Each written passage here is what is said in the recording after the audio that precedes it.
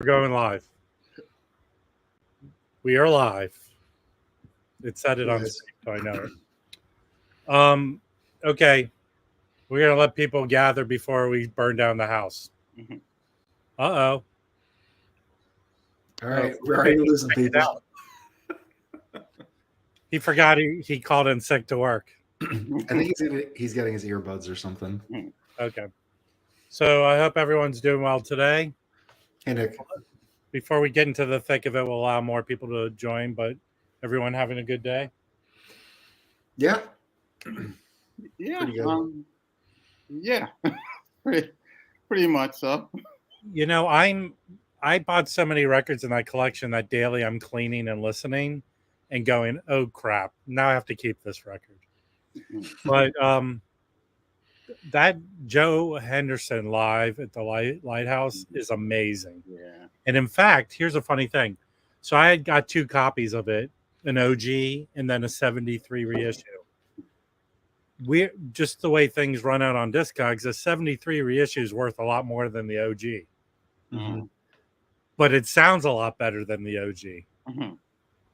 So that's interesting. Yeah, it sounds, I mean, I'd say 10-15% better. It's just punchier. It's a little more hot. But I mean, I'm, like here today. I not this one. Sorry. I've already listened to this. And this sounds killer. It's, OG. So, yeah. Crazy. You know what I did today? I was talking with someone I work with, and usually he gives me CDs. He goes to all these garage sales, and he gives me all these CDs. And I gave his son a lot of jazz albums that I had that were like duplicates. And he was talking about how he found a copy of the Duke Ellington, Mingus, and Max Roach on CD. And I said, oh, I have an extra copy, right? I have the 1986 DMM copy of it. So I told him I'd give it to him. He said, I'll pay. I said, no. And today I actually played it. And I have the Tone Poet, but I played the DMM. I was like, this sounds pretty damn good.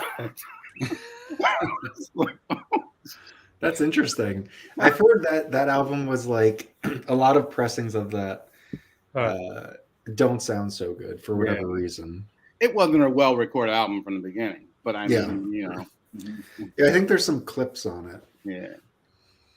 Well, yeah, and I like those DMMs because they're punchy. I got a few in the collection that people requested that I sell it to them. Yeah. And I was cleaning and listened to them, and they go, "Wow, this sounds pretty good." Yeah, I have the Dexter Gordon Go. Yeah. I have that DMM too. I think my Freddie Hubbard Woody Shaw is a DMM. That's a DMM, but it's weird. It was everything they put out in '85 was DMM. Right, exactly. Yeah. I've heard that. I have a regular 85 Kenny Burrell Grover Washington. I think everybody sees that quite often. That sucks. It's not a DMM, but that sounds bad. No, yeah, that was gosh. I have a copy of that too. So yeah. You know what I got today? I'll be talking about later. Not today, but. Hey man. I didn't get the memo. We can't hold up our same copy. Oh man. FOMO. Who had mentioned that record that y'all got? I saw Mike posting I think the previous release on this Jazz Masters Japanese series. I said I gotta jump. This stuff is great. Yeah. Someone had mentioned to me that this sort of sound. Maybe it was something that Roberto said actually, and then someone else had said I had heard someone else say that it's sort of like a tribute to Herbie Hancock. It has that feel to it to them. And it's a gatefold and everything's gorgeous. Yeah. I'm gonna go retrieve something that I got in the mail from Germany and to show you, but I think I picked it up to kind of sell it. So it's got an ERC. Hey, Nicole. This one. Here, this thing. It's just a book. Ooh. Oh man. That's sweet. Yeah, it sold out, and I was clued in on it. I bought it through Bandcamp, so I have the digital to listen to, but it sold out. So I put it up on Discogs. See if how many copies? Not a lot. It's very few. Like- very Like 200? No, a little more than that, I think. Okay. But you can't. It's not available anywhere, and a couple record stores sold it for what it was going for, so there's an established price. But we'll see what happens. So. That's funny. I mean, I got to be one of the few people in the U.S. who picked it up. Yeah. Oh yeah. It's very few. We'll see what happens. I rather take the winnings from it and get one of the, maybe the Dorothy Ashby box or something else. What do you guys think of the cadet box? Well, a lot of the titles like boring titles, but I'm But gonna there's the one title. I'm gonna go with what had happened with the Tribe box and what had happened with the Zamrock box. That if they did do the cadet box in conjunction with someone else, that those titles were released individually, right? Yeah. So I don't know. Yeah. I think for that kind of money, I would just rather grab an original like this guy here I got this week. So Yeah, there's only two. It's the two things that I want in that box set, and like I said in the chat we had, even though I've got like almost a $250 credit, and I still can't just justify. What two titles do you want from it? The Harold Land and the Dorothy Ashby. That's really it. I mean, Andy, that's very nice of you. Yeah, I gave a little Whoa! little donation. oh, Thank There you. you go. Very nice. I appreciate that. Very nice of you. What's the super sticker? I can't see it on StreamYard. It's an American flag. He's very patriotic. Oh, got it. Okay. Yeah. it's a Great. Filipino, right? Well, we have our only connection is he lives near where I went to college. So Very cool. yes. That again, there is an issue of Afro harping, isn't there? There's one you can get. I don't know who did it, but there's one. Well, Newland's putting out that box too, so I assume it's part of that. No, it's not part of that box. There's No. a rumor. There's a rumor that there are 5 more titles that they might do another box, Oh, okay. and that would be her later stuff. But what did Vinyl Me Please put out? Which title did they put out? The Rubaiyat, which is going to be a Verve, that other Verve By series. request? Yeah, Verve by request release. Yeah. I streamed it, and once I heard, I like that. I really like Come on, you gotta diversify your collection, Wax. I Come have on. no problem, but it seems like that period of time when people try to be avant-garde with vocals, Yeah. the words are very dated to the time. Yeah. It's like go to the coin operated laundry or what. I don't know what's going on. It takes me. If it was just kind of chanting, that'd be different. But then the words are, and then it's different if it's sort of more about social issues. Yeah. But then somehow it feels like dungarees. It's like, oh, I'm already taken out of it. But I gotta get my valise. They only said back then. Yeah. What was it? Oh, I got something I want to show. I'll be right back. Yeah, funny to show. But it's I realize the limitations to Vinyl Me Please. Mm-hmm. They probably put in requests to get a lot of titles, but then they're left with titles that are like 3rd or 4th choices, 5th choices, maybe 7th. Yeah. I might join back up, and I'll be in the same boat as you, Mike, because I'll sign up for the 6 months to get how many free extra records? Yeah. And I'll be left with picking Nicolette Larson or something. That's all they have left. Yeah. Well, the thing with me is that I belong to 2, like the essentials and the classics. So one of them I rarely get, and so it builds up that credit pretty quickly, actually.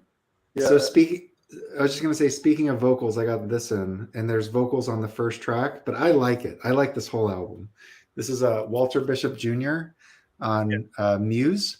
Yeah. This is Cubicle, and it's a pretty big group, which I think is unique for Walter Bishop Jr. And it's I don't know, it's got a lot going on. Like, I wouldn't call it like spiritual, but it's kind of in that way with all these musicians. Yeah. But this just came in yesterday, so he did four. I think he did 4 titles for Muse. I have Hot House. I have that one. I want that one. Yeah, that, and I didn't pick it up, but I saw the other one, Valley, something. This one's hard to get, and yeah, that's hard to find. The guy listed it for a good price and said that like the cover's still in shrink, but the record was VG. And I guess I see what he's saying. Like, there's some like scuffs on it, but I haven't listened to it yet. But I doubt it affects playback. I mean, this looks like it's in pretty good shape. So, I think the guys don't want to talk so much, Nick Rudo, about the Miles box, but I think we can all agree that I'm so far along in acquiring the MoFis, and they sound awesome. Yeah. And I'm left with only wanting 2 of the records, maybe the 2 later ones. Yeah. And so, yeah. Well, what's weird is I just looked at the image that they shared. I saw that they're doing In a Silent Way, but they're not doing Bitches Brew. That's not part of this, I don't think. And that came after. So it's kind of weird to omit that from an electric box. I saw Bitches Brew in that. Oh, maybe they're doing it then. I just thought, I was looking at the titles. I want like the ones I don't have of the MoFis, like Nefertiti and Around Midnight. I'd rather have those 2 than the the other 2. Now those are all Columbia, so I'd assume they're all going to be DSD. No, they're not. They're analog. AAA Ryan Smith. Well, how do they get the tapes? They're They're dupes. Dupe it's tape. a 1-to-1 transfer. Yeah. That's kind of cool. Yeah, because and someone said, a lot of, I guess they probably, Sony allowed them. I know the guy, Mark Wilder, that does a lot of the Sony stuff. He works out of I think it's Battery Park Studios or something like that in New York. And they probably went there to do the one transfer. And then, Okay, my mistake. Now, we were just going to kind of briefly talk about it because I'm sure as time goes by, more will come out, especially if it sells out. But one thing the thing about doing these Tuesday streams is news just happens and things pop up. And I want to see if I can pull up this tweet that was sent out by Blue Note. So they tweeted that a Thad Jones record is going to be coming out. Let me see if I can pull this up and share it. And maybe Mike can talk a little bit more about the album. Either Mike. Yeah. Yeah. Does anyone want to talk about why I go looking for this? Well, it's Thad Jones, Detroit. Isn't it Detroit, New York Junction or New York, Detroit Junction? Yeah. It's a 1546, I think. Yeah. It's a pretty rare record. Yeah. In any form. Yeah, just hold on 1 second. I'm sorry.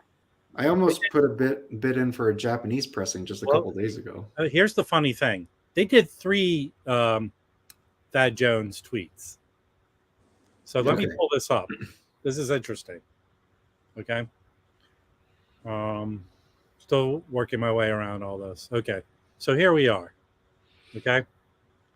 Here's the tweet that went out today. Yeah. Okay. And there was a second one. Okay. So everyone sees it, right? Yep. So it says that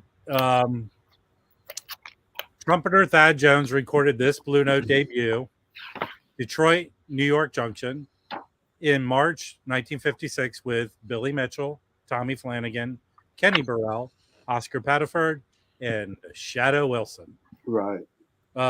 Stay tuned for a special vinyl reissue coming later this year, and you can stream and listen to it. Okay. we'll go back to talking to this. Here's the other tweets. Yeah. Then they tweeted this. Yeah. And it doesn't say anything about being reissued. You can go stream and listen to it. Yeah. Okay. Then they tweeted, Volume forget 3. about Nora Jones. Then they tweeted this. Are they doing a box? They're gonna do. You know what? Yeah, they're gonna do a box set. Yes. Yes. Well, don't even let me finish before you blurt out what you think is going to happen. That's part of the fun. Then they tweeted this. He was born 100 years ago. Today. Oh. Okay? So, that being the case, what do we think is going to happen? I think they're going to get more money from me is what I think is going to happen. So, They'll how put a many- special box of kind of blue? how many Thad Jones records did he do for Blue Note that are okay? You have the, is this the CD? Yeah, this is a CD, but they did, it was done. I believe it was done in LP also. So how many titles are in that?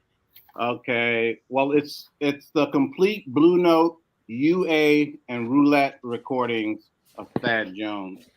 So I don't know if they own the Roulette catalog, but they own the United Artists catalog. I think they might because, okay, so guys, I'm going to probably change the name of this stream to, is Blue Note coming out with a Thad Jones box?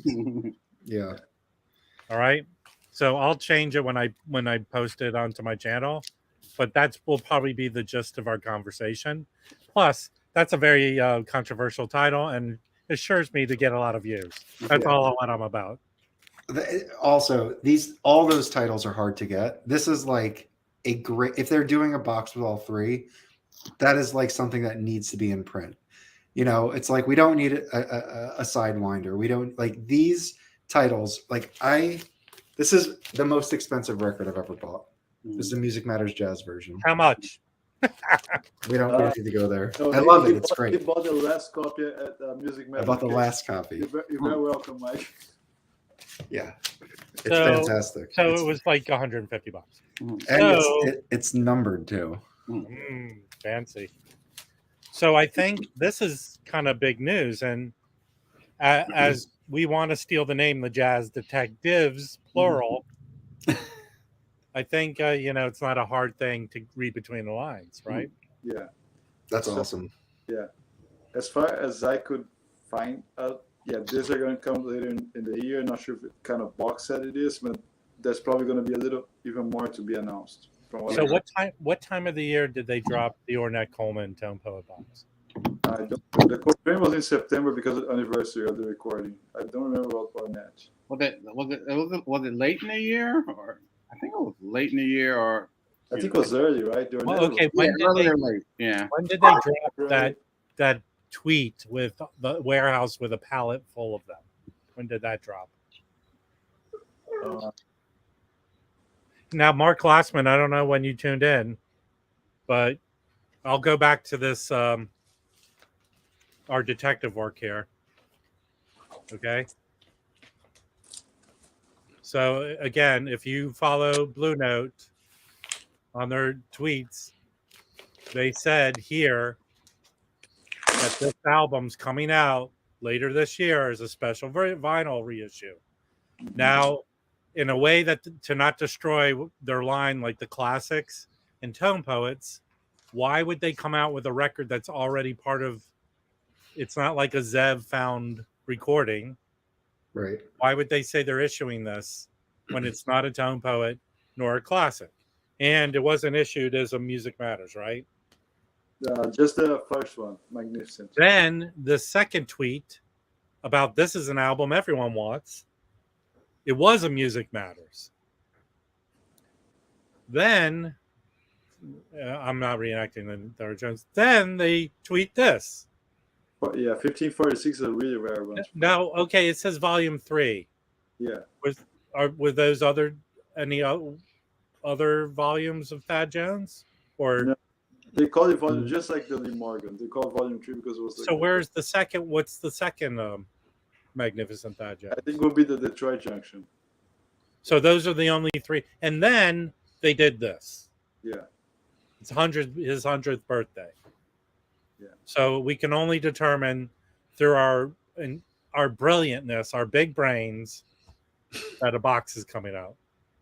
Yeah. Right. Yeah, it's a box for sure. Later in the year, production matters. Maybe they're gonna time like a fall release. Makes sense. Yeah. Yeah, but wouldn't today be the right time to announce that they're putting a box out? No. I don't know. I mean, the Coltrane took a while for them to finally reveal the format, right? I think they start talking about the Coltrane like April, May, and only in the summer they actually told how it was going to be. So this would be their big release of the year, their big non-line release. Very likely, because it really sought after, and I mean, just the magnificent Ted Jones, Okay. By itself would be great. So, in Mike, in your Mosaic box, is there what are the non Blue Note stuff, the roulette stuff in it? How many other things are there? Okay, all right. You have all right. I'll start with the Blue Note. You have Detroit. The first one is 1513 Detroit, New York Junction, and there's another Blue Note that says, I don't know. This doesn't make any sense. Oh, yeah, that wasn't a Thad Jones album. They also include everything he did on Blue Note. So this was a series with other people. And then there's the Magnificent Thad Jones. And then there's Volume 3, which is they have listed in the Mosaic notes as the Magnificent Thad Jones Volume 3. And then included in this box is the United Artists title, that Motor City Scene, which I don't think that would be it, because someone else had reissued that recently. Yeah. And then you have Roulette, which is a various artists release, Birdland Story, and then a Roulette, and it has it as a CD in brackets that says A Minor Strain, Lee Morgan, Thad Jones. So I would just say it would be safe to say they're just really doing the Blue Note. I don't think they're going to include that United Artists in there. Okay. Well, I think he has a United Artists led record, or I thought he had something else that was Thad Jones. Let me see.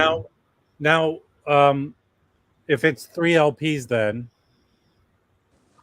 what price are they putting on that? We'll go for 100. Like there's a price point. You have the new Sonny Rollins box coming out for 125, and that has 3 albums in it. But I think if they put like Tom Paul's finishing, like $40 a record, plus if they put a book, it could be easy on 180 kind of stuff. I mean, just guessing. But by far the most popular one is the Magnificent Thad Jones run. That's the one everyone wants. Yeah. I want them all. You want everything. Well, for Thad Jones, he's it's a really good set. I mean, he just doesn't do that much.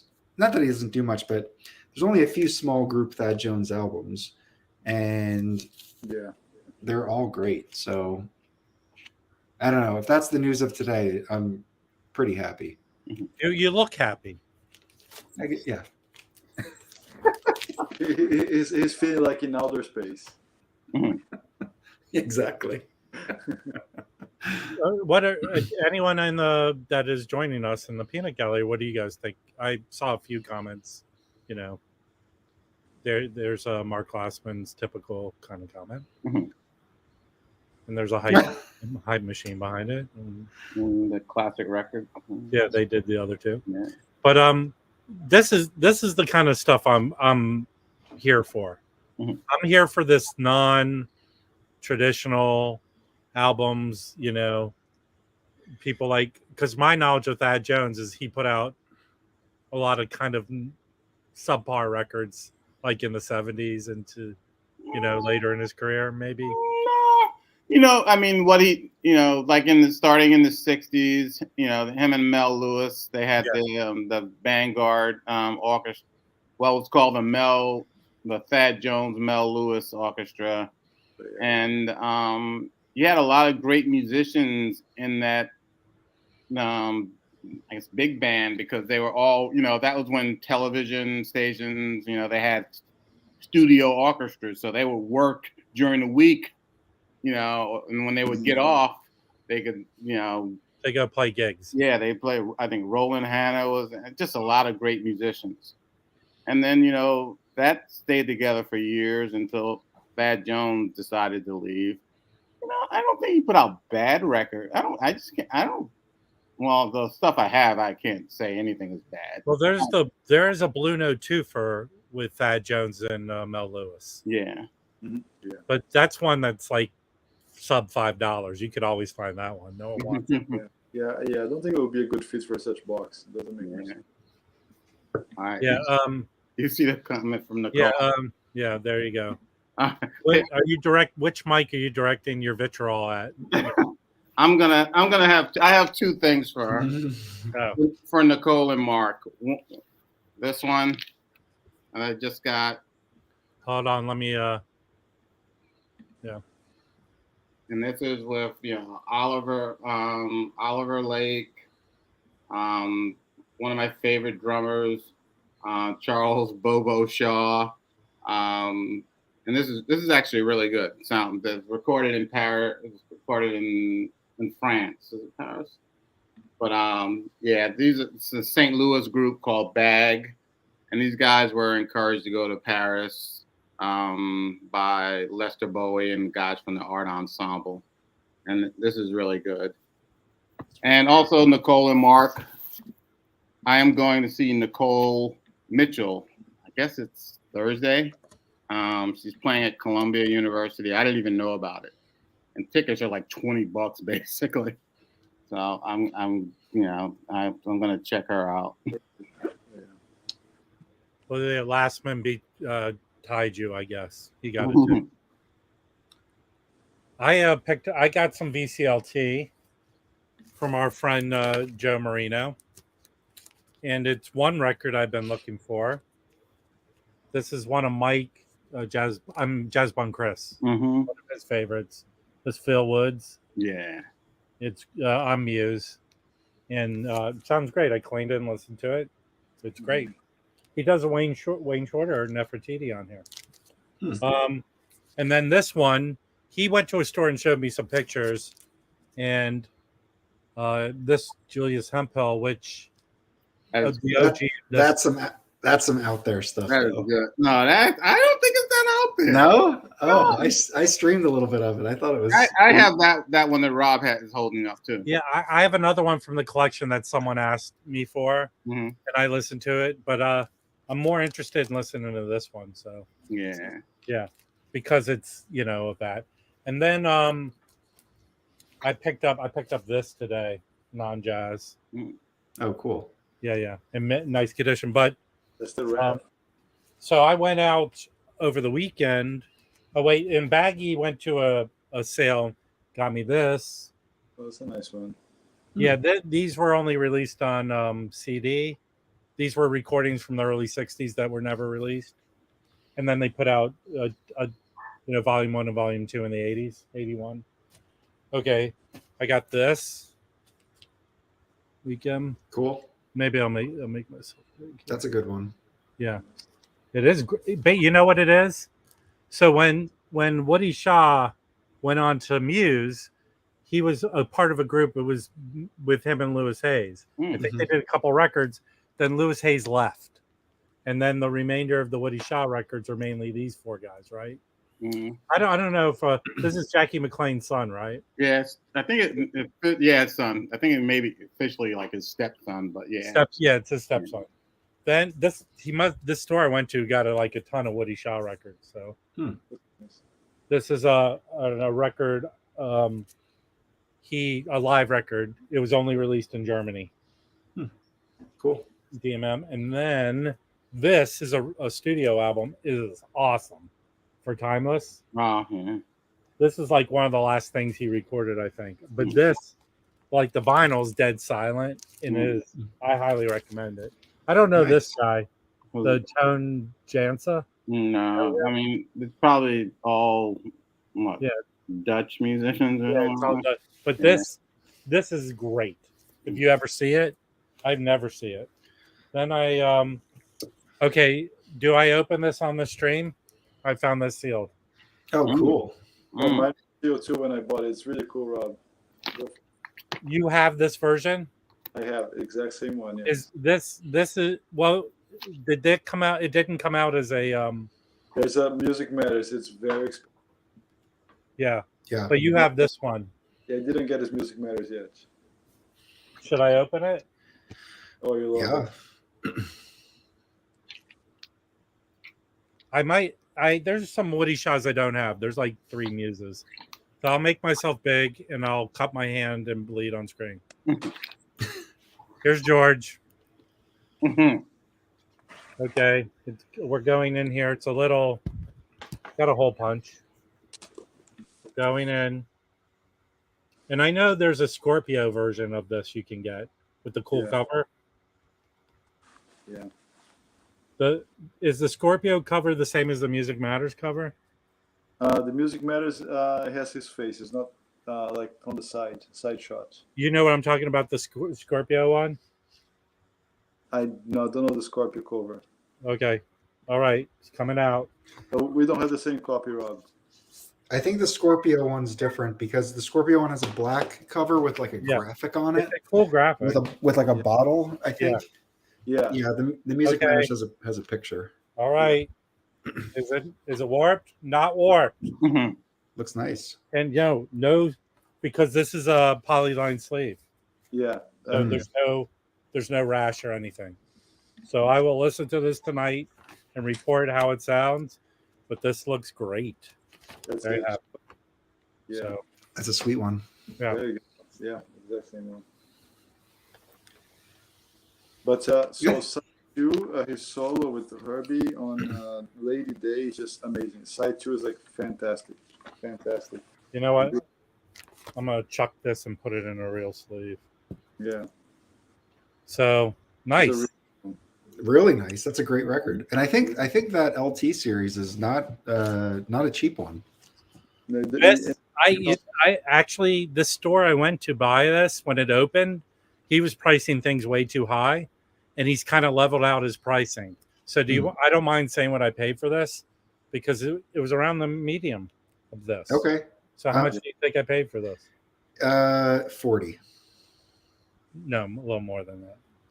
Okay. I bought mine like 2 years ago, so I paid less than $20 for that. How much? Less than 20. I think it was like 14, 16. This was $50. 50, So okay. I didn't But mind. it's still, it's fair enough. I mean, I think the Music Matters is nearing 400.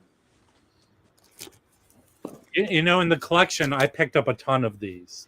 I got 2 Lee Morgans, 2 Hank Mobleys. Yeah, these are great records, especially side 2.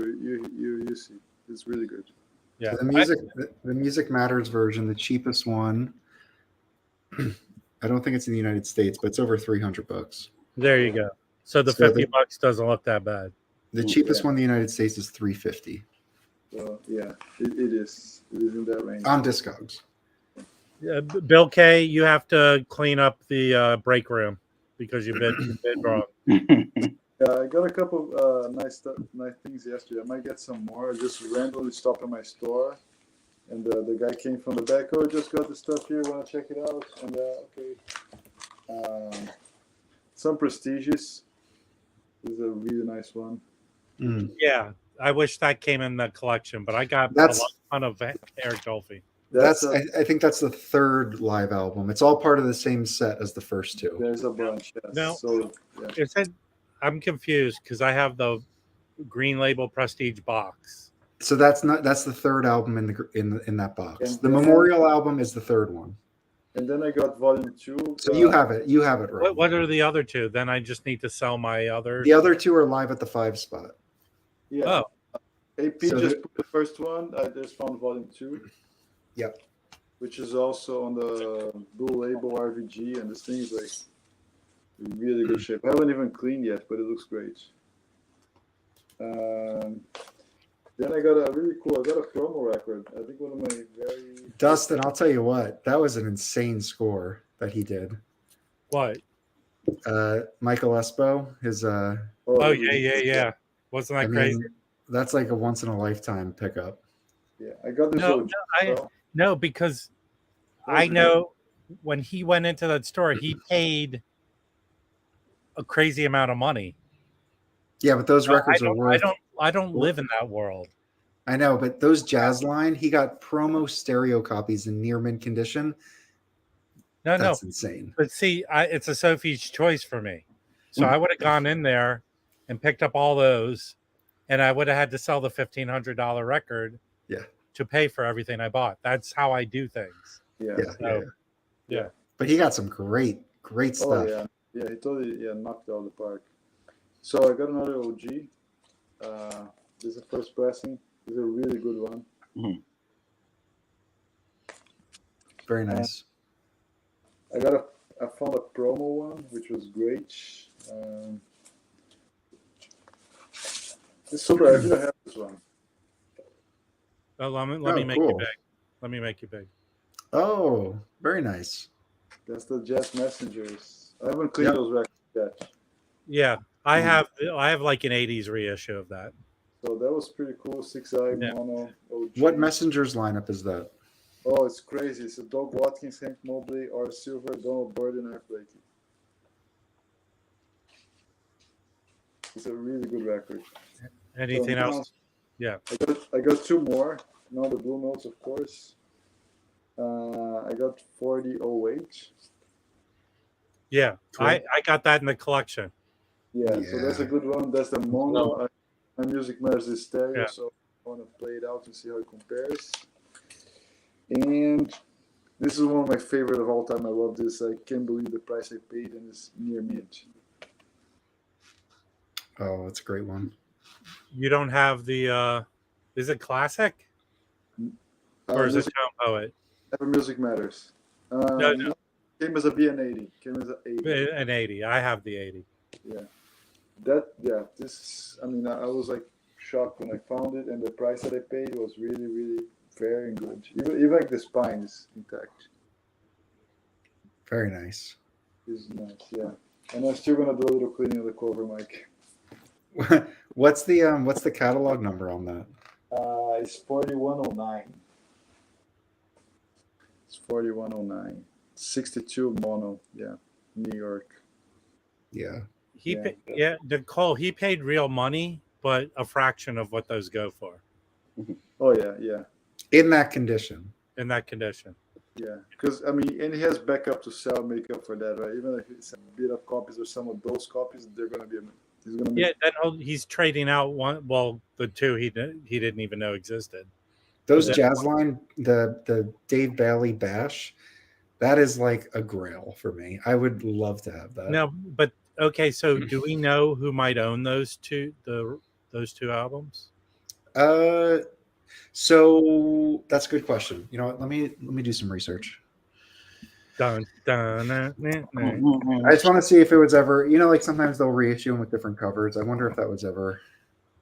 Let's see. Interesting. They're a European mafia pressing. No, it was never reissued.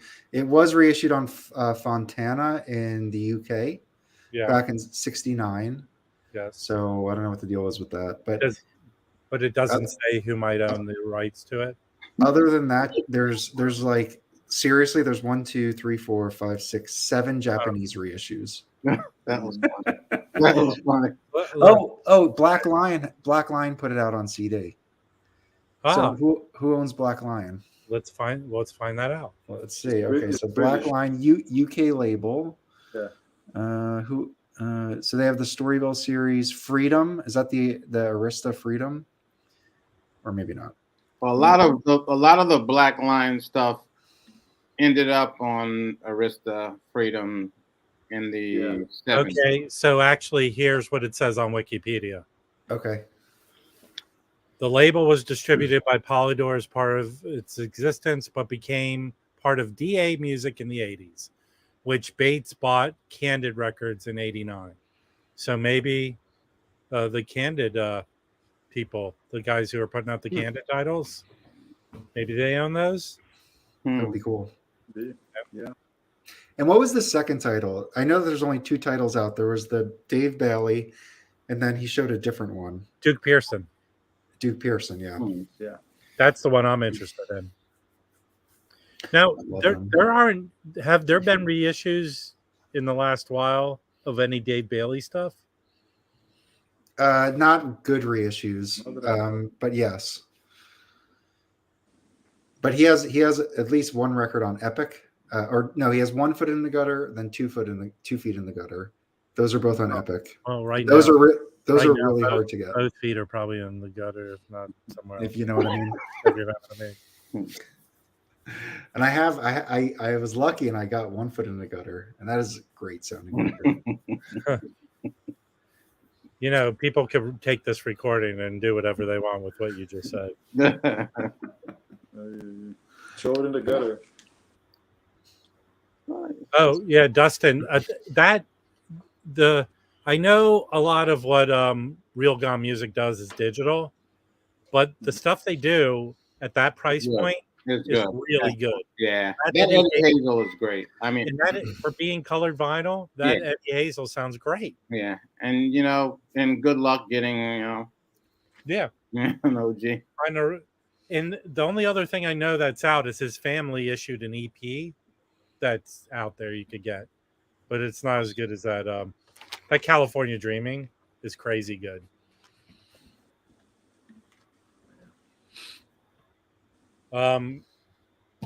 Yeah, I think I showed everything I picked up over the weekend. Just what did I?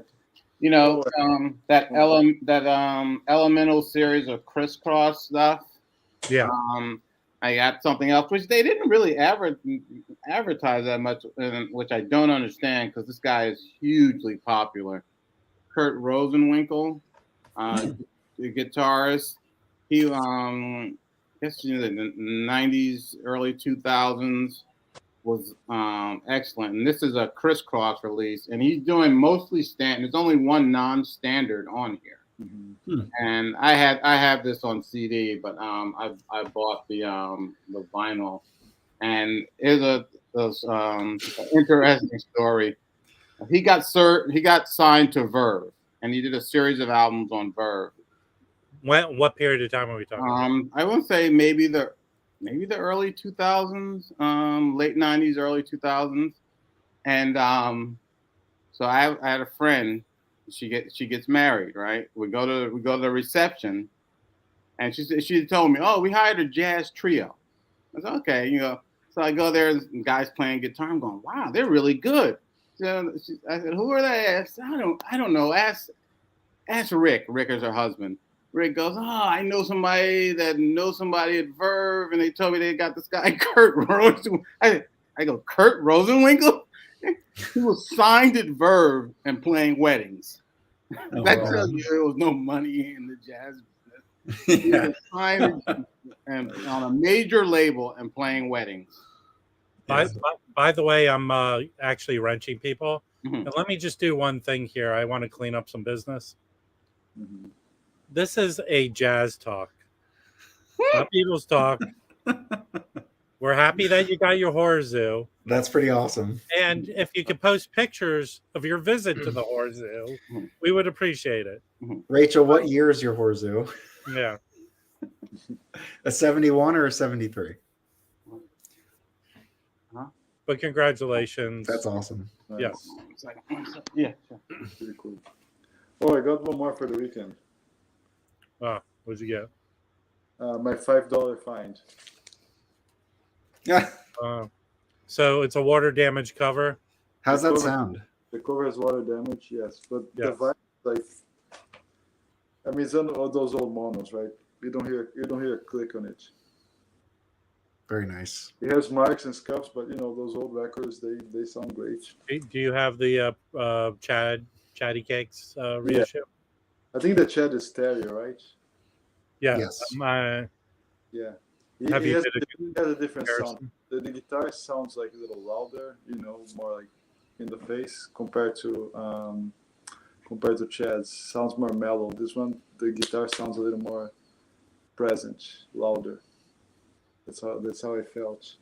and the sax is not so loud in the mix, and but the piano is great. I like the piano here and the congas. That's a great pickup for $5. Plays amazing, yeah. I mean, it plays amazing. I'm not sure if I'll keep it, but it plays really. I'll take really it. If you want to offload it, just send it up here. Okay.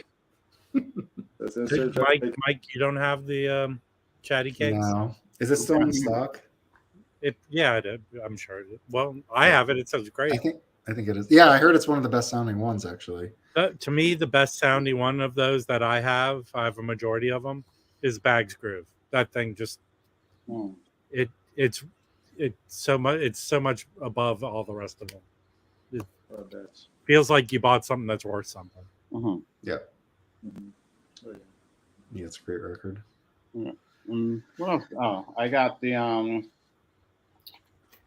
this is like really fast shipping. I ordered this at the end of last week and it came yesterday. Oh wow! Yeah, from Impex. They started I guess reprinting these. Yeah. Yep. Do you have? Because I have the OGs. No. You know, every time I tried to buy an OG, I would read it and then I was like, no, it just doesn't. It didn't sound like it would be in really good condition. So I said, you know what, I'm gonna wait. And luckily, they finally did it. And I have the CD box set, which has all the performances. So I could wait, and they finally tried to repress it. So. Yeah, I'm gonna grab something. And I listened to it last night, and it sounds great. It does. Yeah. I mean, it's a live recording. It was never a stellar recording. It was just a really good performance, and that quintet with Mobley doesn't get doesn't get that much. The people don't talk about it that much, and it was actually that group was really a fan favorite. People loved it, especially in the African American community. They love that quintet. What are you showing? A box of chocolates there, Mike? Ooh. So this I never really wanted it until recently, and then I kept looking for prices. And this one with a beat up outer box came up for the cheapest price I've ever seen it. Like, it was ridiculously cheap for 6 Tone Poets. So I picked up the Ornette box. Oh. And I know this is Felipe's favorite. I was gonna say. But it's the outer box is a little damaged. It has like some weird rip here. Where you get it off of eBay? Got it off eBay from a guy who doesn't sell records on his account that much. And yeah, it comes with the inner, which is fine.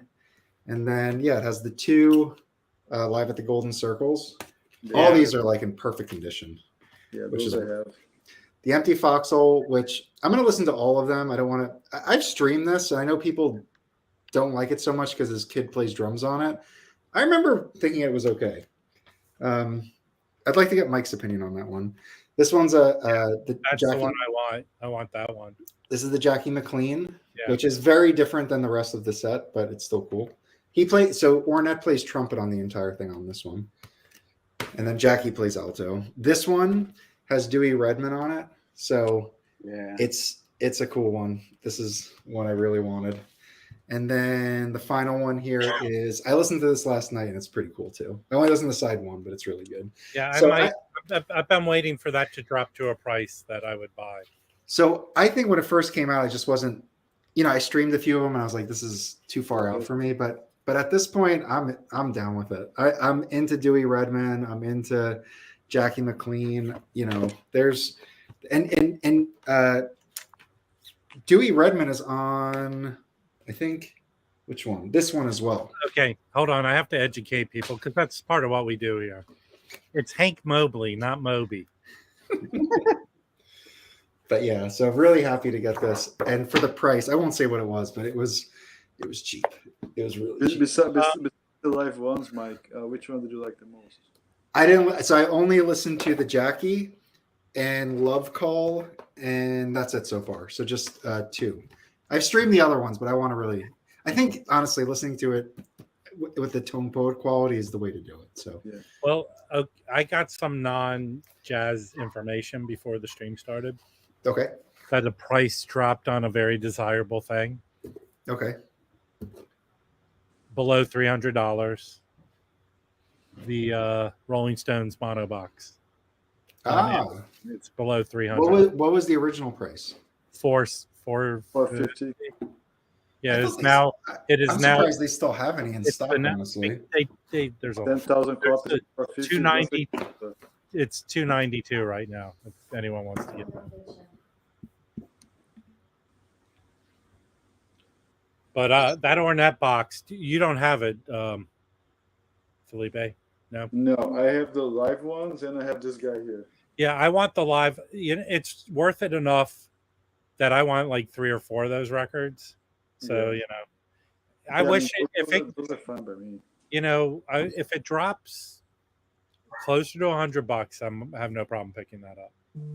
Yeah, no, I think it's too much. I mean, right now, I'm thinking about space, and if I really want to play something like repeatedly, if I just want to have something to have on the shelf, just because I have it, is no. No, well, yeah, I've lost space. Basically, where I am right now is like a 3-foot radius around me is where I can move. So like all those boxes I'm passing, like I didn't buy the Dark Side of the Moon box. I just bought the book.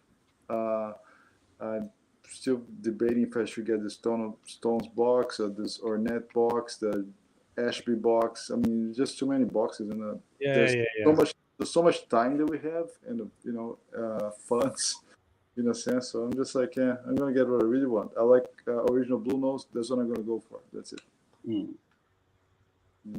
Until something comes out that you want, and people make you feel guilty about it. But you know what? I was listening this weekend to that Muse, the Night of the Boomers, that I got this week. Yeah, it sounds amazing. I just thought the bass was a little like hidden in the mix. The piano comes like Cedar Walton comes like really loud and clear and nice. That's kind of where I'm going right now. If I find a Muse record, I pick it up. Yeah, I mean, there are a few that are like hokey that I won't get, but generally, I'm floored. They're so well recorded, and generally the pressings are good on those Muse records. Yeah, it has like a very elegant kind of nice sound. I think they sound very, very well balanced. It's not like that aggressive. Even like for a live record, it's not like too much. Hold on, really what's good. going on here? Which style is Coltrane you talking about, Nick? Is it the first series? The Verve one? No. Oh, you mean Journey? Yeah. I have the vinyl. Me, please. So I'm fine. I think I'm gonna get that one. I pre-ordered it. I didn't. I lost track that it was supposed to be coming out on this Friday. Yes. I have it But right here. Mike, I did want to ask you, do you have any thoughts on this one? I haven't listened to it in a while. I don't. This whole DiNardo thing, it doesn't bother me at all. I mean, I thought he sounds pretty good, honestly. I mean, and part of it, is a reaction against a reaction with me. People, he's got his 10-year-old kid on the drums and stuff. And then my thing is, okay, just shut up, man. So Mike, question for you. Yeah. Speaking about a kid, how old was Tony Williams when he went to Michael and said, "I should play for you"? Mm-hmm. He was 14, right? He was much older. Yeah. So I mean, I don't know. I mean, is it my favorite one out of that series? No. But I mean, I'm part. What is your favorite one? Anything with Dewey Redman. I love Dewey Redman. I've always. I think at least 2 of them have Dewey Redman on them. Yeah. I love Dewey Redman. That ECM one that you showed, and which I have a couple weeks ago. I think that's great. And and that's Dewey Redman is like, to me, is sort of one of the perfect like avant-garde players. He was steeped in the blues. He knows standards, and all that comes through on his playing. He can play a ballad, just as well, if not better, than the so-called straight-ahead guys. He's a Texas tenor, but and if you look at a lot of those avant-garde, so-called avant-garde players from that generation, they were all, from a lot of them, I don't say all, but a good number of them were from Texas, Louisiana, and they could play the hell out of some blues, and they knew their standards. Mm-hmm. Hey, yeah, Carlos, we already talked about that. It was quite the find, especially those two records that you can't find. But you know what? I'll probably find them in the next couple of weeks. Yeah. That's kind of how you have to get them, honestly. Like, I was watching Joaquin Brown, and he showed the Bash one. This was like a couple months ago. And I think he said he was like on vacation and just went into like some like random shop, and it was just there for like a cheap price. Yeah. That's kind of like my attitude. If you were meant to find the record, you will find the record. There's some story like that. Yeah. But just quickly going back to sort of aside, and I agree with Mark also. And Dewey Redman may also be an argument about talent and genetics, because if a lot of people don't know, that is Joshua Redman's father, and but he didn't like raise Joshua Redman, and Joshua Redman's an excellent tenor player, but he wasn't raised by his father, which is I don't know if that's an argument for genetics or not, but I'm just so happy to have these, and I just thought I feel like it was the right time for me to get this too. Mike, did you read the book that it came with, the insert? I read it. Thomas Conrad. He's okay. That's the other thing is, if there's going to be a Thad Jones box, we need to start lobbying now for who we want to write the liner notes. Yeah. Well, yeah, I'm gonna say right now that's already done. Mm-hmm. If they're going to announce, it's probably already at RTI. That's a great photo. Right, that's an awesome photo. Yeah. Oh, this is even better. Look at this one. Yeah, Thomas Conrad isn't bad. He's done some good stuff on those the Pacific Jazz Tone Poets. He writes the liner notes for the little insert that comes inside. Oh yeah. The revisiting of it, he does that, and I think he does a really good job with that. Like he, on the Carmel Jones, they have the original liner notes on the cover. Yeah. Yes. And you pull out the insert, and I believe that was Thomas Conrad, and he did a really good job. We got a dono. Oh no! Oh gosh! Oh, thank goodness! $10 Canadian. I've had my eye on a box of Band-Aids. Yeah. Thank you. You're lucky you can get a Pepsi. Thank you, Rachel. Appreciate it. We honor the dono. Hey, by the way, so Carlos came late, so I'm changing the title of this stream in the graphic when I post it on my channel, but just to ensure that we're doing this, here's what we're talking about. Mm-hmm. Now I have to go back to find here we go. So if you go to Blue Notes Twitter feed, okay? Mm-hmm. Here in their Twitter feed, it is today is Thad Jones' 100th birthday. And from my understanding, he couldn't blow out all the candles because he's no longer with us. Thank you. So they tweeted this, but they originally, this morning, tweeted this. This Detroit, New York junction. They say, stay tuned for a special vinyl reissue coming later this year. You can listen to it now for free. But next, they tweeted this. It is his 100th birthday. And then they tweeted this. Mm-hmm. So the conclusion is, why would they tweet there's a reissue that is not a Tone Poet or Classic? By the way, that Detroit was not issued as either, as a Music Matters, I mean. No. And then what would make it special? You know, to not diminish the classic line and the tone poet line, unless they were putting out a box which had all 3 titles. Yeah. So that is something to think about. That'll be cool. That'll be really And cool. I know Rachel is really happy about it too. So that's, yes, that's what, you know, what fell into our lap today. Yeah, it'd be cool. Yeah. And hopefully it would be priced right. So That'll be cool. Man, I can't find my Dewey Redman album. yeah, I can't find my Dewey Redman album because I have no Dewey Redman album. I've got no. Where? If you were to go get a Dewey Redman album, which one would you recommend to go get?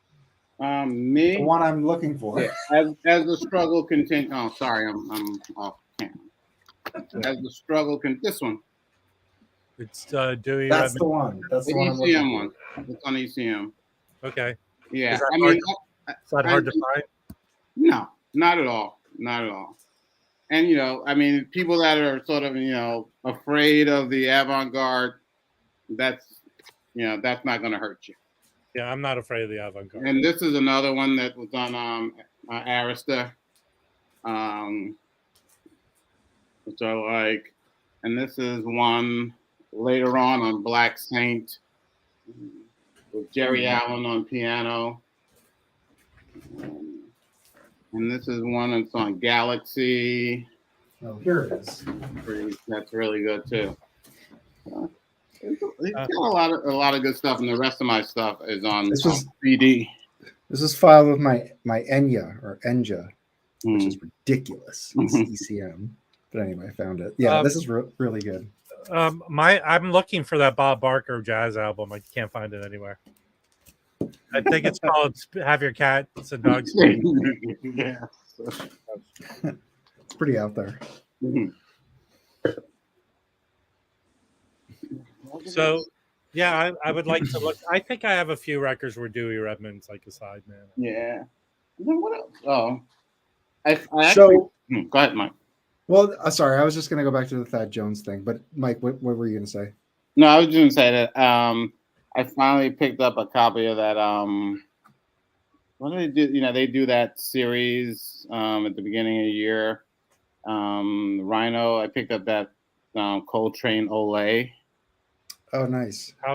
It's the same as when the mono box came out. So yeah, but the thing is, because I typically badmouth the Atlantic recordings of Coltrane in terms of sound because they were done by Tom Dowd, and the Olay is one that wasn't done by Todd Dowd, and it's Tom Dowd, and it sounds really good. It was done by Phil Ramone, I believe, and that's the sound on that is really good. Yeah, I have when it originally was released individually. That's the version of Olay I have. Yeah.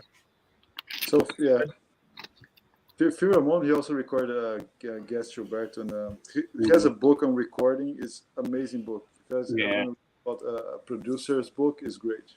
Yeah. Too bad he couldn't do the other Atlantics. Giant Steps. Giant Steps. Coltrane plays the blues, which I love. They were. Tom Dowd didn't do a good job on those. Yeah, he got into jazz by kind of accident, I think. Yeah, they were just requested to do. I mean, he was doing a lot. He worked a lot with Billy Joel, Paul Simon. Mm-hmm. Yeah. Well, when he was young, I look at credits. He did a lot of stuff wasn't he an assistant or, Yeah. Now, Mike, did you say your Olay was mono? It is.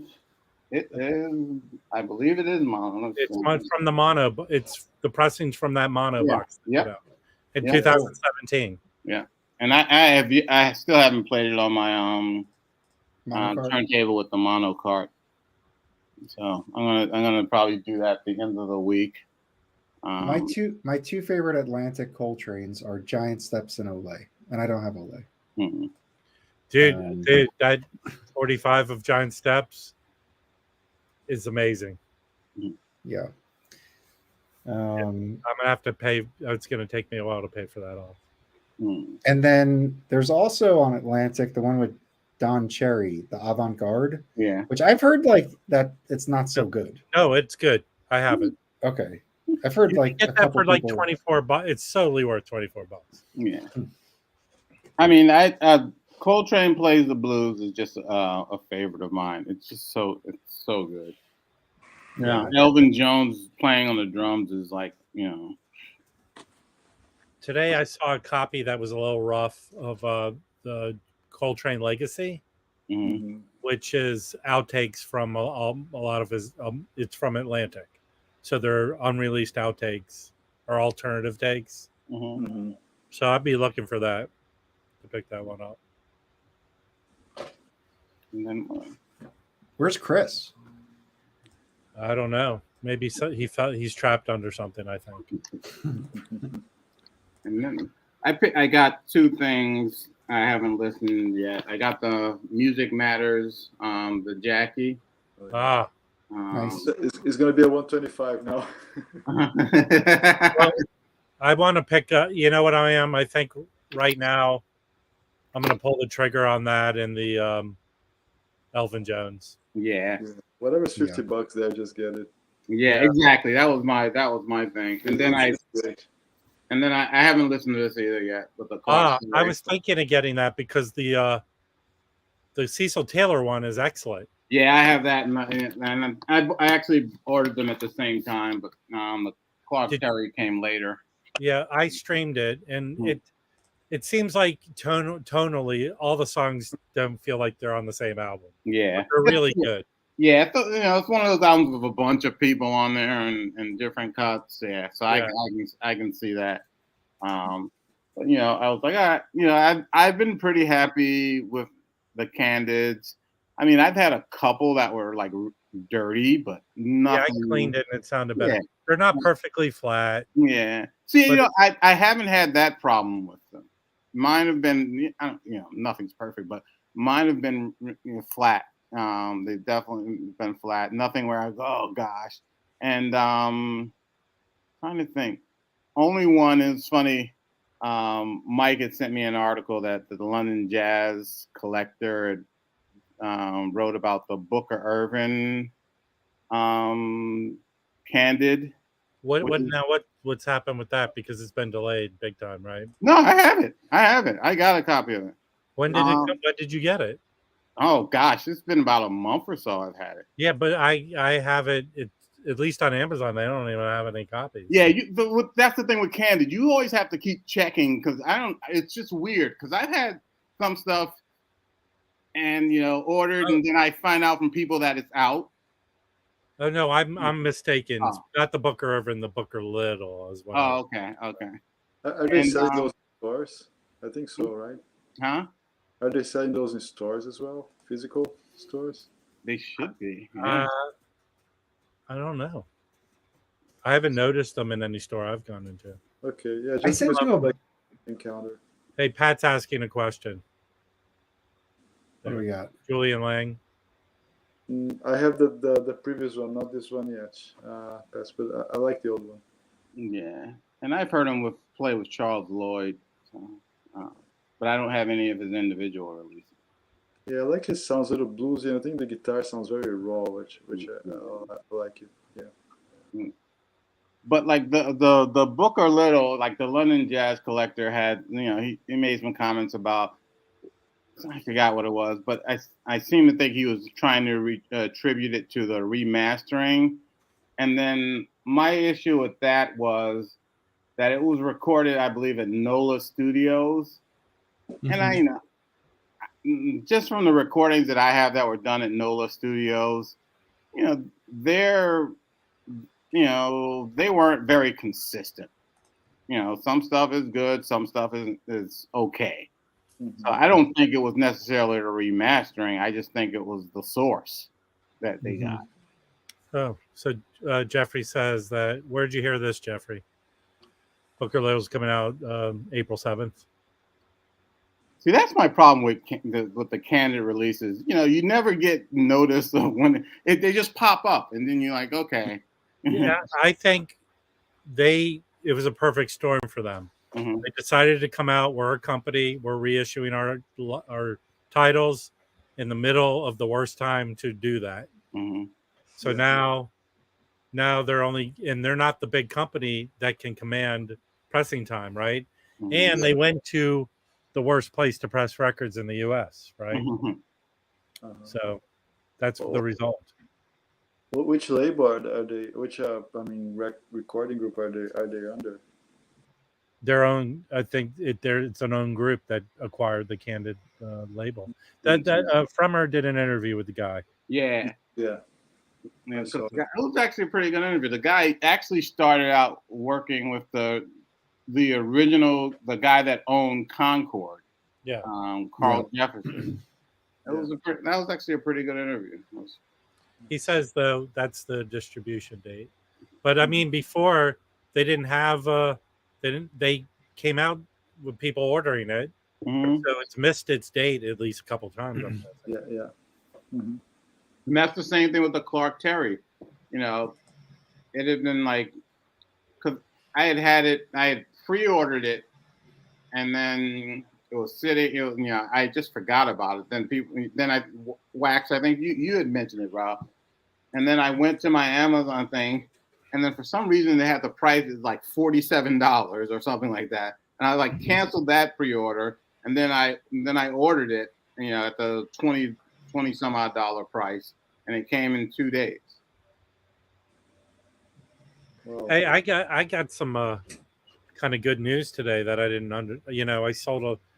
I thought this was the year I would have to declare all this money that I made last year, like on eBay and stuff. But apparently the IRS rule now is last year was a transition year, they called it. So unless you sold over $20,000 worth of stuff, you don't have to file. This is the year that if you sell $600 or more, you have to file. So it's starting this year. Gotcha. So you only sold $19,000 worth of stuff, right? Well, I didn't come anywhere close to 20 grand on eBay. I think all the different places I did, my accounting is not what it should be. But again, I'm not doing this to make money per se to live on. I'm just doing it to do this, to create a hobby, to accumulate records, to show records, to do all this. That's all I'm doing it for. I would go out and sell, drugs to make money. Yeah, there's better ways to make money. There's better ways than getting Canadian donuts. If you know what I mean. And no, listen, Lastman. The reason I chase ambulances and go to estate sales is for that. There is that high I'm finding records. Like this weekend where I found all these classic rock records in mint condition. You can't pay enough money. And I don't go into it. I go into it for the excitement that I'll find something that I was not looking for. That's really, even going to a record store like today, finding that Al Green record in minty shape for $6. That's what the excitement of doing this, Yeah.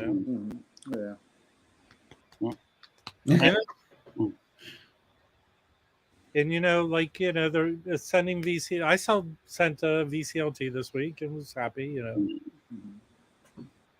And can I show a CD also? Oh no, we have to have a majority roll. But this was recommended, and I don't know if the person has watched the stream, but I know on Instagram it's just another Michael, and he posts a lot and he comments on jazz bums and my stuff. Yeah, he recommended this, and it's really good. This is it was basically a tribute to Gato Barbieri, and it has all of these excellent musicians on it. Francisco Mello's a great drummer. Chad Taylor's a great drummer. This guy Brandon Lopez, phenomenal bass player, and of course the leader is Giovanni Goody, who's an excellent pianist, and it has James Brandon Lewis. And it was a great recommendation. So I just wanted to like shout him out.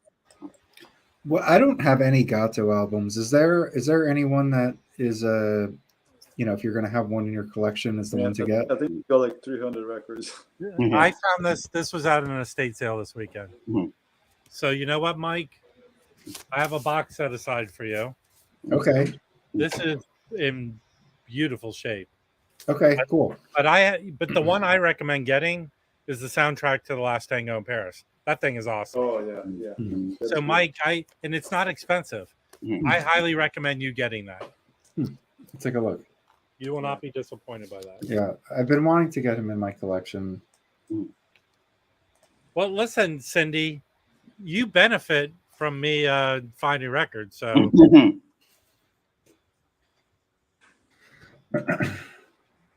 but this is one you see all the time. I see this all the time. But I paid $1 for it at this estate sale. So Yeah, listen, his records go for like $5-10 tops, right? At a store. yeah, his stuff doesn't go for much. But that I He's can't on- think about that Last Tango in Paris soundtrack. He's on Liberation Music Orchestra with Charlie Haden. No, that's something that should be in your collection. Yeah, I've looked into that one before. I'm just looking at his discography now. He also has some Don Cherry in there. He's on a bunch of Don Cherry. Yeah, that's the Blue Note Don Cherry too. The Brooklyn. He's on the Brooklyn. Maybe the Brooklyn, but the gosh, what's the other one? I hate when I can't remember titles off the top of my head. Hey, He's on Alan Shorter's first record too. I'll show a record that I recently cleaned from the pickup and is great. This record here. I don't know if you have this, Mike. This Gary Bartz. No, I mean, it's actually pretty hard for me, at least around here, to pick up that early Gary Bartz on vinyl. But these are getting, because of Record Store Day, these Left Bank recordings. They're great. Yeah. But the reason this is great is Woody Shaw is on it. Mhm. Woody Nice. Shaw, Albert Daly, Bob Cunningham, and Rashid Ali. I want that Louis Hayes. I forgot that Louis Shaw was on that Louis Hayes Muse record you showed earlier. That's a good record. No, I don't think that's very expensive at all. I think it's it depends. it's getting up there. So here's what's great about that record. So I went to the record place to get it, Mm-hmm. and there's a little in the lead-in, just a little nick, and he had it for $12, which is cheap for that record. He goes, "I'll give it to you for half off." Huh. So I get that for Nice. $6. Yeah, it's a good deal. Yeah.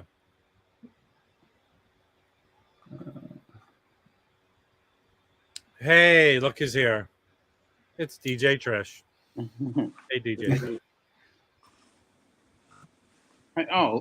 Louis here. I wanted to show him some stuff because he Okay. had some. All right, Louis, sit down and put your seatbelt on because Mike is going to show you stuff.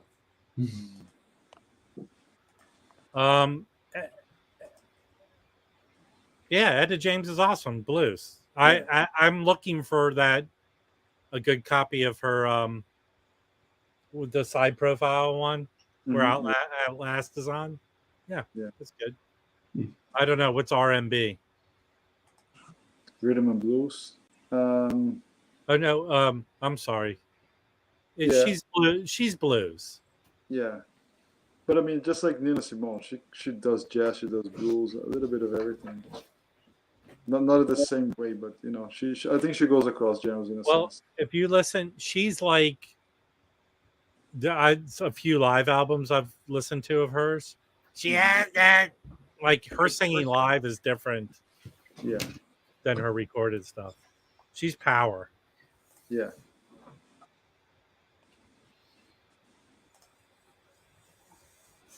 She did 3 jazz records. What are they? All right, Mike, come on. Louis sitting there, and he really has to pee. Hurry up, Mike. Get diapers. Damn, I have to order those 2 Music Matters records. Go for it, Rob. They're gonna But go. you really can't find that Elvin Jones anywhere, and right? Which one, the Genesis or the trio? The trio. The trio. I have Genesis. I have a OG copy of Genesis. Yeah, that trio is great. I love it. All right, I told Louis about there are 2 labels if he's interested in, to I guess you could say, more avant-garde stuff. One is Astral Spirits, which is based out of, I want to say, like Fort Worth in Texas. And this is one that's on there. This guy, Charles Rombach. This is really, really good. He does a version of Fall Dog's Bomb the Moon that is excellent. And it's actually notable. It's also the last recording that the cornet player Ron Miles played on before he died. Oh man, that's sad. That's really good. Yeah. And then I told him about another label called 577 Records. And the drummer, Francisco Mella, has a series on there called Music Frees Our Souls. Mm-hmm. And they're just different trios. The first one was William Parker and Matthew Shipp. But this one is William Parker and the pianist Cooper Moore. And this is really good also. But those are like really good labels. The Astral Spirits, their albums are like $20 for vinyl, and I've never had a problem as far as like quality, any warpage or them being like dirty or anything. So just check them out. That's cool. And there's a great album on Astral Spirits. I couldn't find it. It's called Artifacts. It's with Nicole Mitchell, who I'm going to see on Thursday, Tameka Reed on cello, and Mike Reed on drums. What is it? It wasn't released last year, but it was the year before that. That was one of my favorite records. So, and they do like great artwork on their record too. And it's all for like $20. And they have great inserts. It's just a real bargain. Sound quality and the presentations are excellent. That's great.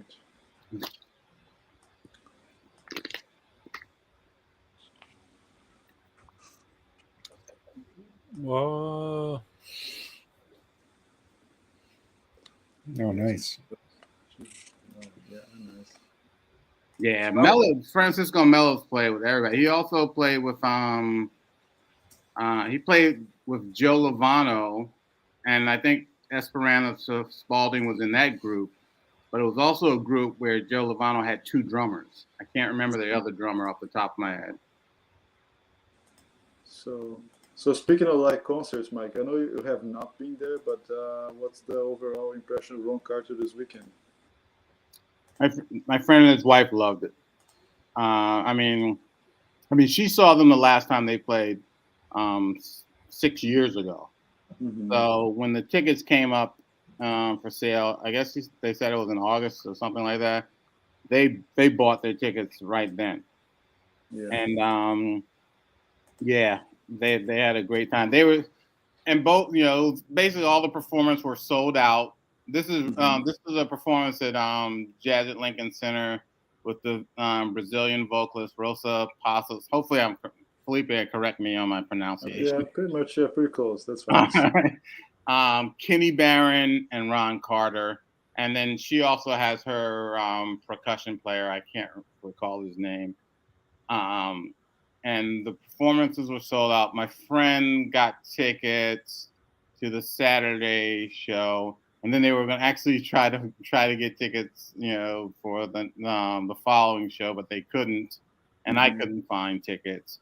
Yeah. But they said that it was outstanding. It was fabulous. And there's an album that she did with Ron Carter. It's on Chesky. The Chesky. You can find. Yeah, so good. Great. Well recorded. The songs are great. And he's already booking my concerts. Every day I'm getting his email blast with concerts that he's been adding. Yeah. That's pretty cool. Yeah. Hey, Breakfast King.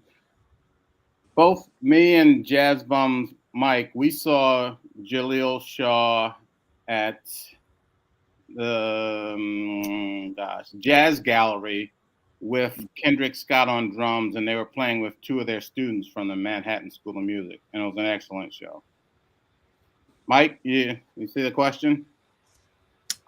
Oh, he was playing alto. Yeah. And it was great. You know what I liked about it was, I guess maybe because they were students, they played maybe 5 or 6 songs. Yeah. Probably more like 5, but every song was in a different style. Yeah. So you got to really see a nice range. And when they went free, that was like they went free, like they went out. It was cool. It was very cool to see. Yeah, I enjoyed that. Yes. Let's see. Nicole tells.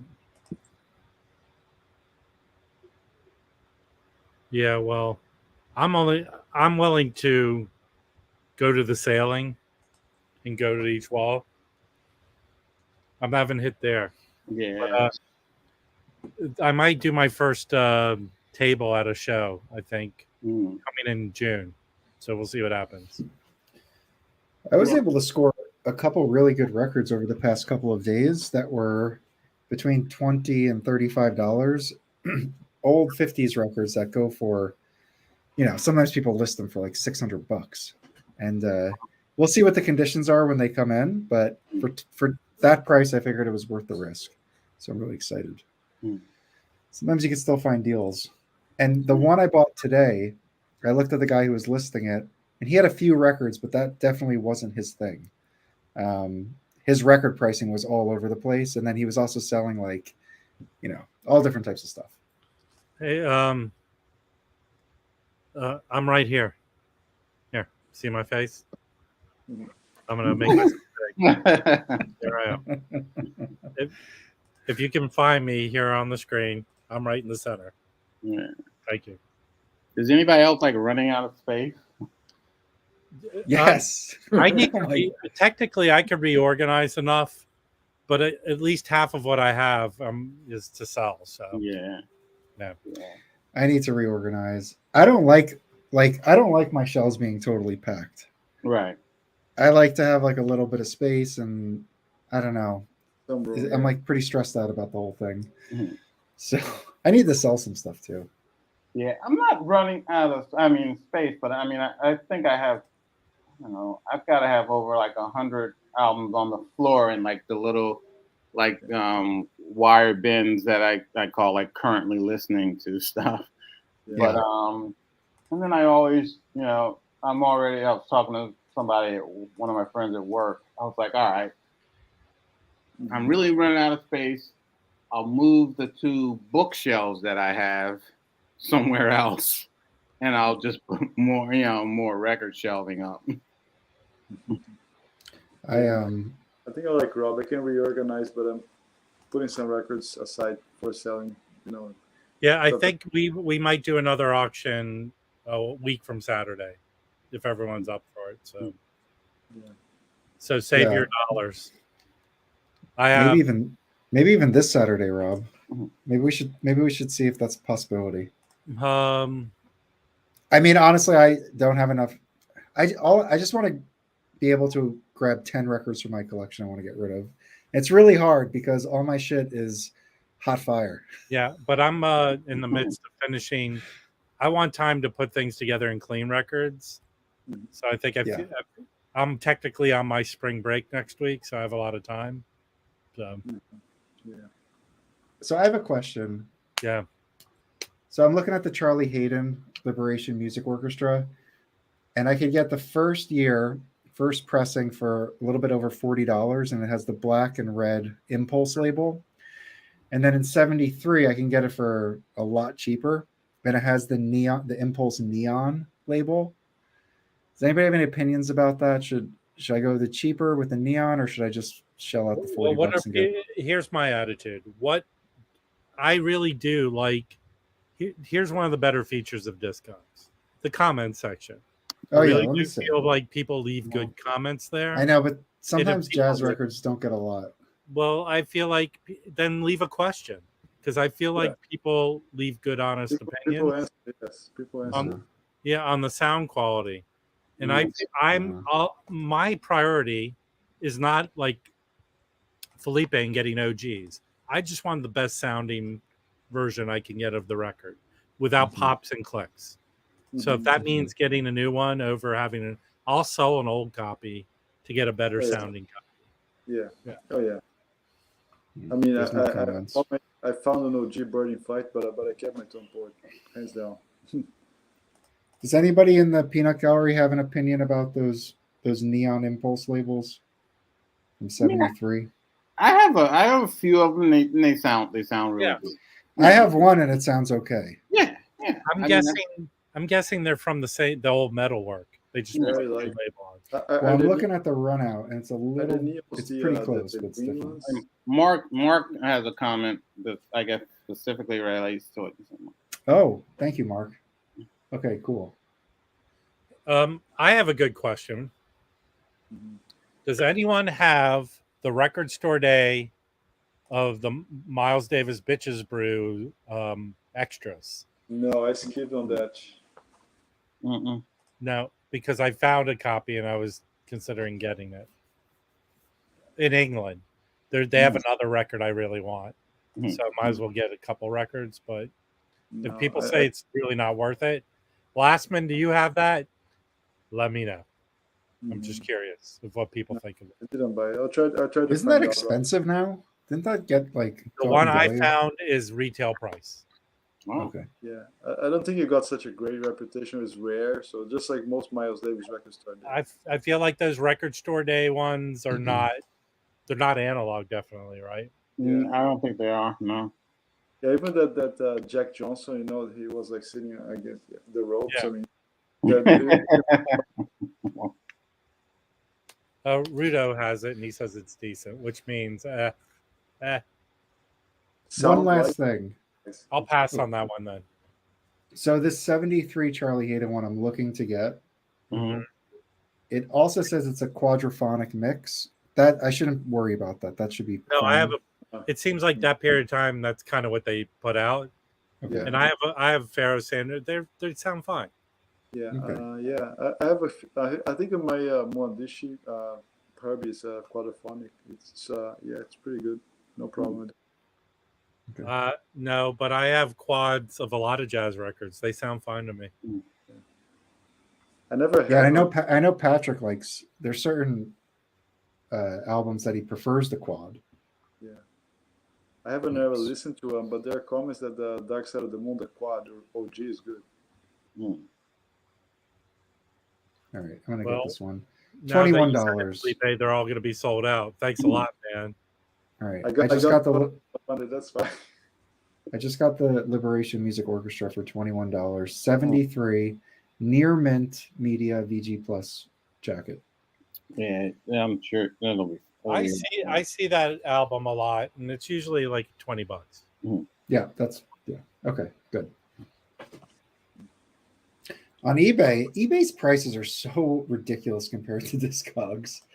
Well, like Discogs, this record, like the cheapest one is like $45 for the pressing. right, I just got. but you follow the people, and sometimes they'll offer you a cheaper one, and you can reach out to them. Well, both of those deals that I just mentioned were both eBay sellers, so you got to look on eBay because there's deals. Mm-hmm. But people ask for more money on eBay. Hey, Needle to Groove, we did a video. If you go to my channel, about our opinion of the Record Store Day releases. I think all of us. By the way, Mike, I sent out. So Apple Music has dropped songs from a few titles. The Bill Evans one, that song sounded great. Okay. I listened to the Walter Bishop Jr. Mm-hmm. And that song is a long song. It's like 10 minutes long. Mm-hmm. And I thought that sounded pretty good. Oh, all right, cool. So, They all come from the same parent source, right?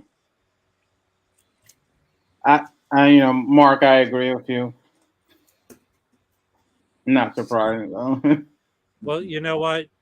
Oh, I was just listening to I it today. think I you like it. I think it's keep your pretty opinions good. to yourself, Mark Glassman.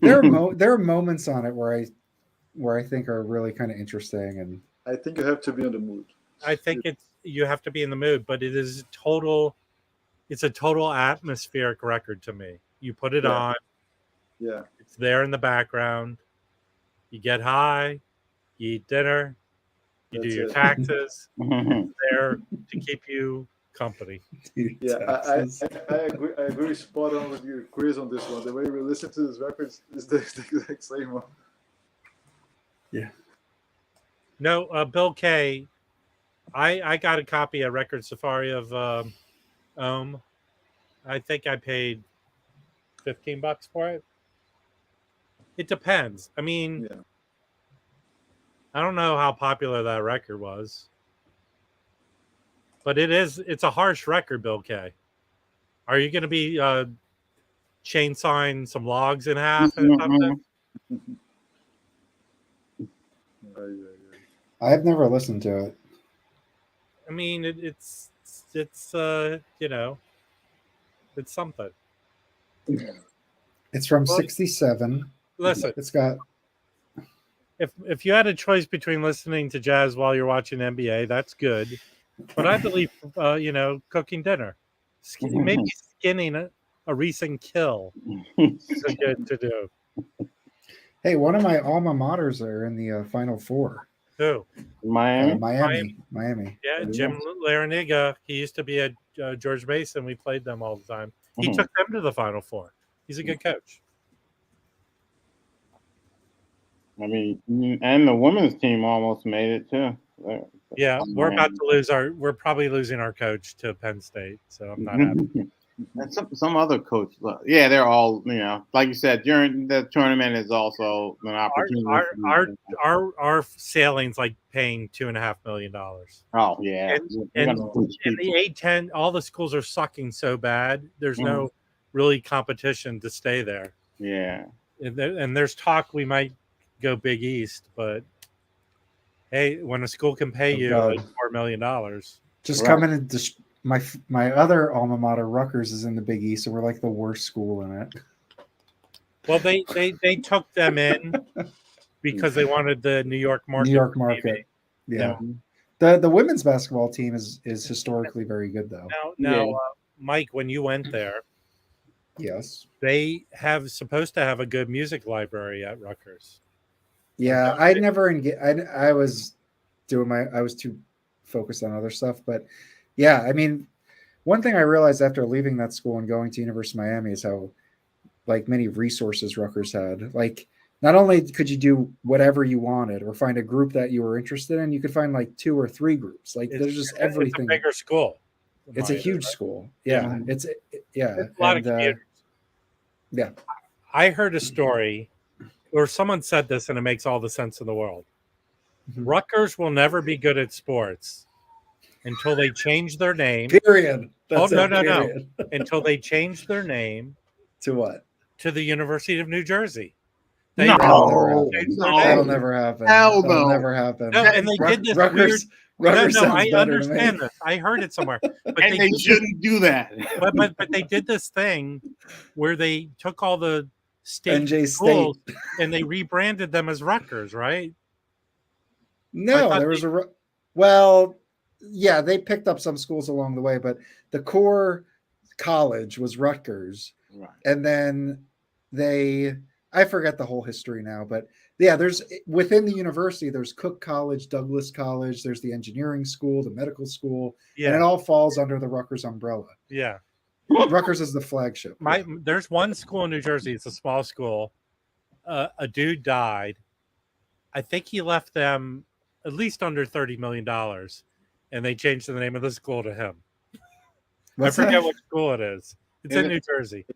Oh, not William Patterson? Not Drew. No, not William Patterson. Not Drew. Is it Drew? Not Drew. Oh, okay. I think it's Well, more in southern Jersey. I wish I could remember the story. There's a good story about how Rutgers was named Queens College. So you had King's College, which is Columbia, now Columbia, and you had Rutgers, which was Queens College.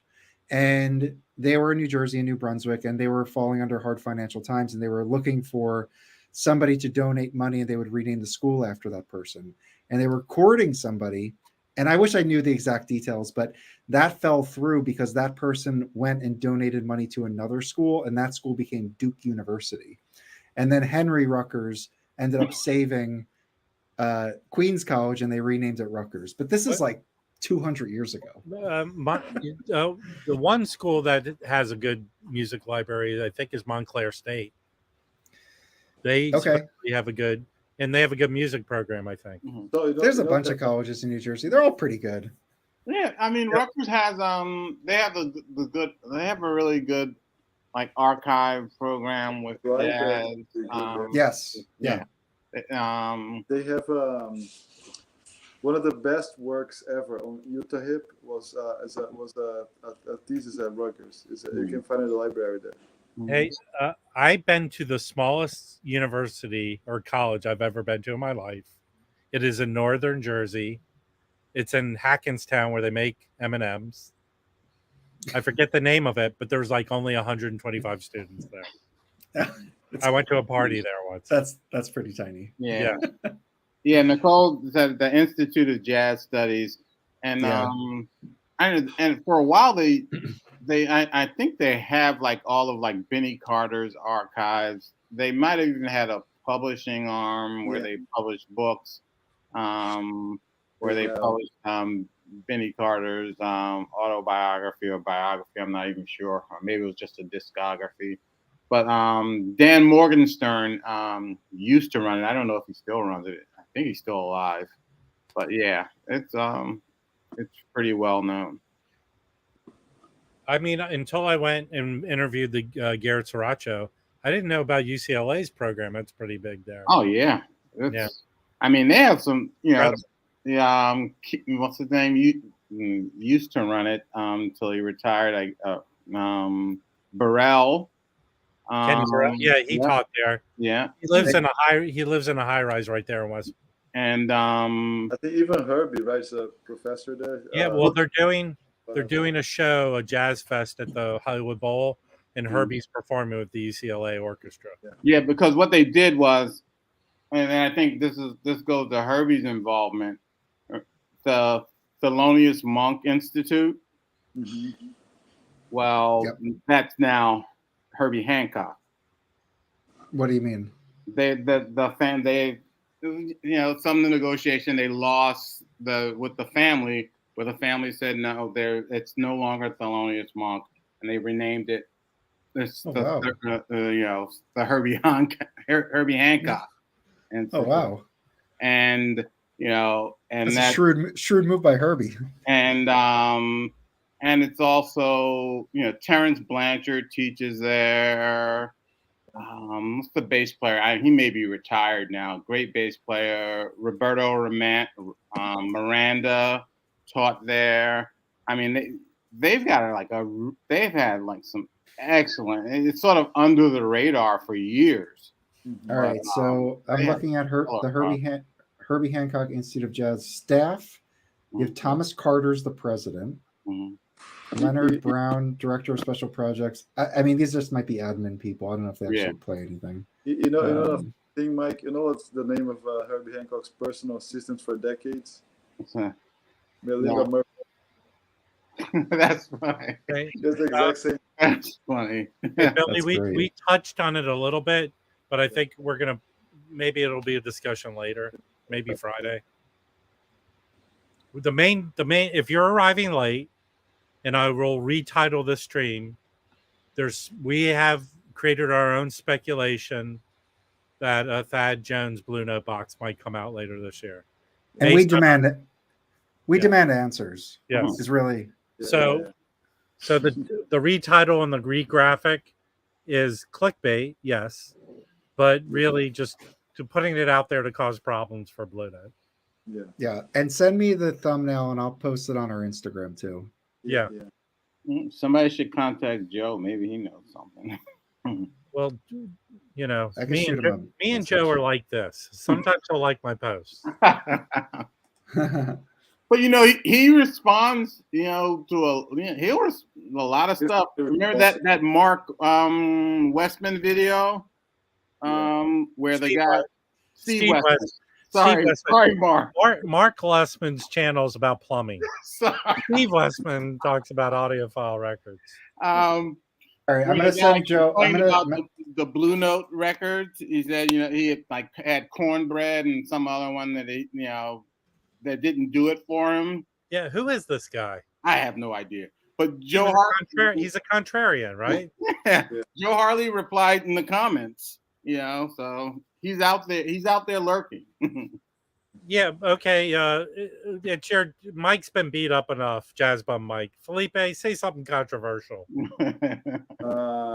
I agree with Mike. So I'm messaging Joe Harley right now. I'm saying based on today's post on Twitter. No, dude, don't do it now. Wait till we have the video up so you can go, hey, we did a video. He's not watching this video. We're causing. Listen, have a little self-respect for yourself. Hold on. Based on today's Blue Note Twitter post, I'm messaging him. It's going. It's going down. It will be a 10 record box of Tel Jones and Mel Lewis. Yeah. The guys are speculating that a Thad Jones box is coming. Wasn't there a record this store year? Record store day, Thad Jones and I think there was one. Yes. Yeah. It was them doing the song with Kenny G, I think. Is this? I'd say, like, are you able to confirm? I went to the garage sale this weekend, Rob. I think it was like the very first Kenny G record they had on the file. Did you have seen this one? Like a big nose like this. Yeah, you know what's happening? I hang out a lot with Jim Record Corrector News for his 100th. He's starting to do like practical jokes with me. So he somehow snuck into a pile I had that creepy Mac Davis record where he has a woman's foot in his mouth. So I took that. All right, I messaged him, and I jimmied a brand new record and I slipped it inside of it, and I handed him a bunch of records, and then I get a text. No. Okay. So I messaged him, hey, Joe, based on today's Blue Note Twitter post, the guys are speculating that a Thad Jones box is coming later this year for his 100th anniversary. Curious to know if you're able to confirm. Thanks. So where did you leave this? Yeah. I shot him. I messaged him on one of the messaging services. Cool.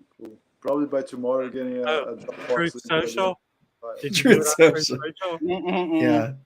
Oh, Trump just replied. He said it's in fact it's fake news. It's fake news. Yeah, just Shoji. I don't know anyone at the Herbie Hancock Institute. There's also the UCLA School of Music, and their jazz program is where Terrence Blanchard is, and they have a bunch of other musicians there. But far at Monk, no, I don't know anyone associated with that.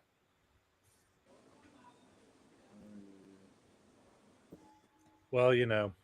And the UCLA thing is the it's the Herb Alpert School of Music.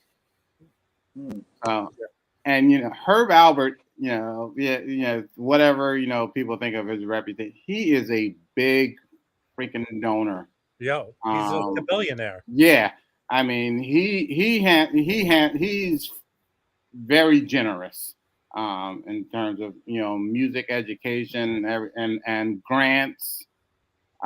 He's great towards that. Well, Terrence Blanchard does the music for Spike Lee's movies. Yep, and he has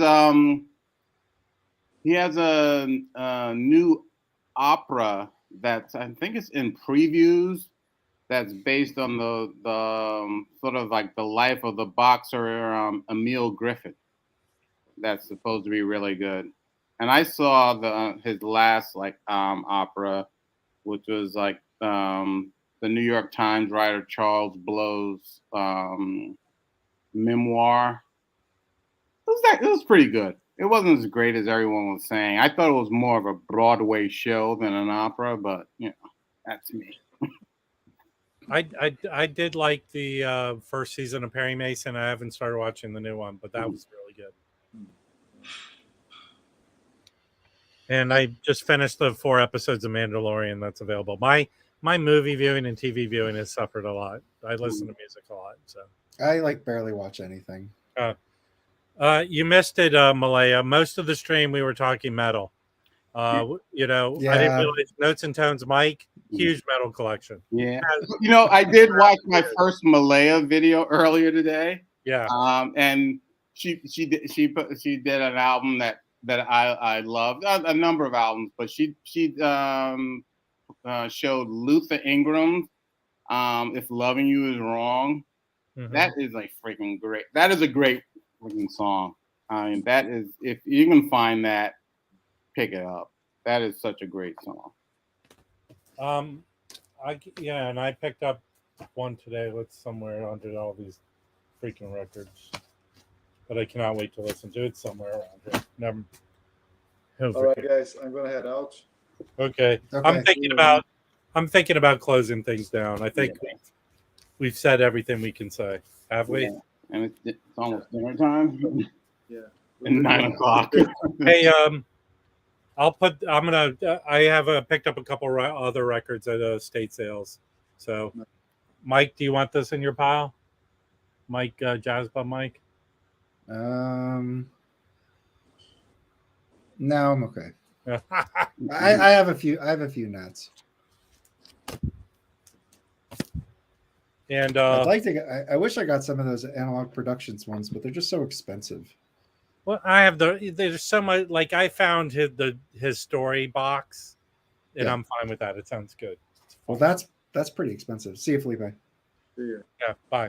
Later. Well, I think based on Felipe exiting, I think we'll wrap things up. I think, that Thad Jones news. I hope it turns into something. Yeah, and Joe hasn't seen my message yet. Well, that makes sense. I'll let you know if he responds. You know what? It's he might not read it if it's right next to,